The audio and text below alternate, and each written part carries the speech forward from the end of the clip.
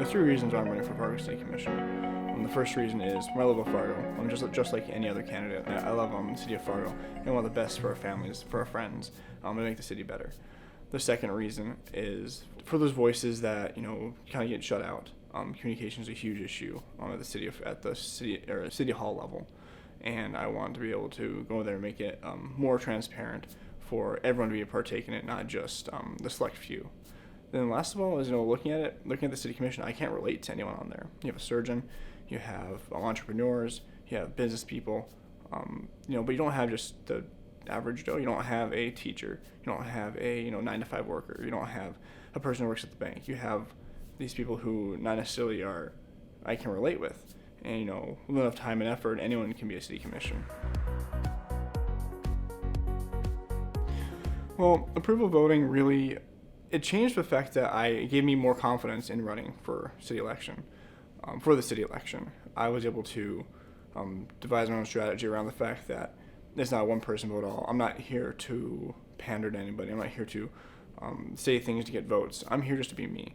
I started a year ago running for Fargo City Commissioner openly back in March, and ever since then I've been able to just be me, and I think that's what every politician should be, is that you're putting yourself out there, the best version of you. Let the public decide if they like you or not. I think we should leave that to the city to decide, the voters. Right now we have a commission of 5, which I think does a pretty good job at representing the city, even though 4 or 5 of them do live up by Maine. But I think that's something that we could go to the voters to see if they'd like to add more seats to the city commission. Currently, I think 7 seats would be a good number. I do think that size should expand automatically with population.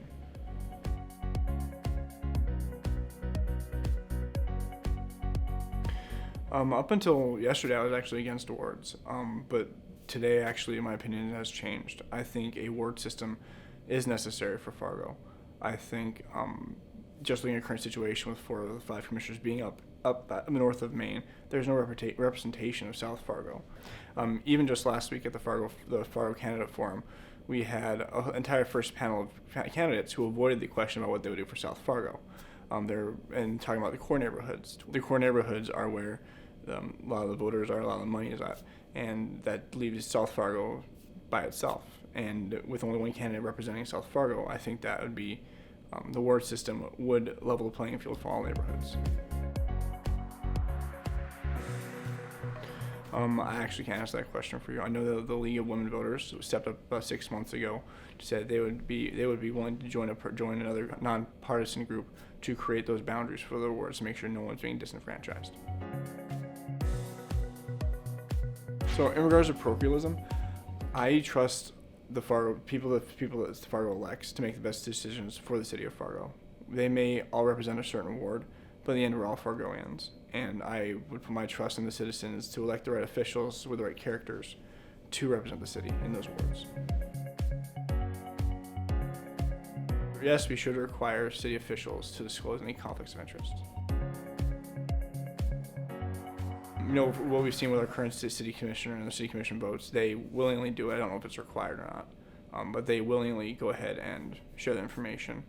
I would put the trust and faith. I don't think we need to force people. I think people would make the right decision, and if it's found out that they did not make the right decision, then we can have consequences levied against them. I guess for me, if they lie in the public side, they should be removed from office, especially if there's a conflict of interest. Absolutely not. The 5 p.m. start time is too early. I've been getting to the city commission meetings, and for a person who gets off at 4:10 every day, has to run home, get the kids from daycare, then get to the city commission is chaos on Mondays. I do support moving them back maybe an hour, or even to a primer time at 7:30. Yes, I do support direct democracy. I do believe city officials should have term limits. Well, the benefits to having term limits means you have different people being able to take those roles as leadership in order to bring different perspectives and ideas to the city commission.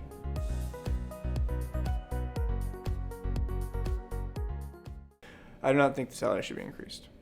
I don't think they should be made full-time, because by making them full-time, you miss out on that connection that you have with you miss out with that connection to the workplace that you're in.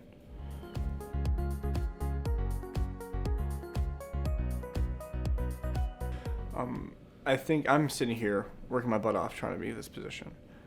It's a position of responsibility, and for me, I'm just a teacher. I'm just coming out to try to do what I think is best, and investing my time and my energy in this position, and I still want to be a teacher at the same time. So when you look at attainable by all, I think it is attainable by all already, especially with approval voting now being in place. But it just takes the person to have to sacrifice. I mean, I'm sacrificing time with my family. I'm sacrificing plenty of things in my life to put in the effort and time to run for this position. And those who are elected to the positions, I feel deserve those positions if they put enough sacrifice in to get that position. No, I don't believe those positions should be compensated. Personally, myself, I don't believe in donations. I'm self-funded. I take time out of my life, and I do BioLife, and that is my current funding for my campaign. So it's very minor, if any. So this is just me working my butt off and trying to find ways for me to be able to get my voice out, be able to get my name out. And I don't think any donation from any group or contribution should be allowed in any democratic race in America. One of my platforms, 3 pillars of my platform, one of them is communication. And with communication comes a lot of interactions via websites, via emails, via in-person, via Zoom. A couple things I want to establish is, one, obviously making city commission meetings more available for people who do work that 9 to 5, who can get off and can participate in the process if they'd like. I'd also like to get one thing I found that our city doesn't have a weekly newsletter that they send out to residents. You have to go to their website to access the newsletters. So another thing would be to establish a system where the residents can go sign up, and then they would automatically get a newsletter which discuss what's going to be at City Commission, as well as the different other commissions that are functioning at City Hall. I'm also looking at, and I've already discussed with components at City Hall about creating a bi-weekly meeting where it is just public comments, where me being in a room with people who have public comments to come and engage face-to-face with me, and actually hear those retorts back, not just sit up at the podium at City Hall during City Commission meetings and speaking to what I feel is a wall and not getting any feedback from them. Lastly, I'm also looking at how we can make even the smaller commissions and the committees that we create more available to the public, because we have, for example, you have the Economic Incentives Committee that meets during the day, and they have a open public comment period, but what you don't have is the public being able to get there in time, or those who want to engage in them because they're already at work working themselves. So how are we supposed to have residents who want to partake in the public comment period if they can't get to the meetings in the middle of the day? So I like to look at a way to get all committees to have at least some point within the month, maybe one or two meetings in the evening hours, so people can show up to those meetings.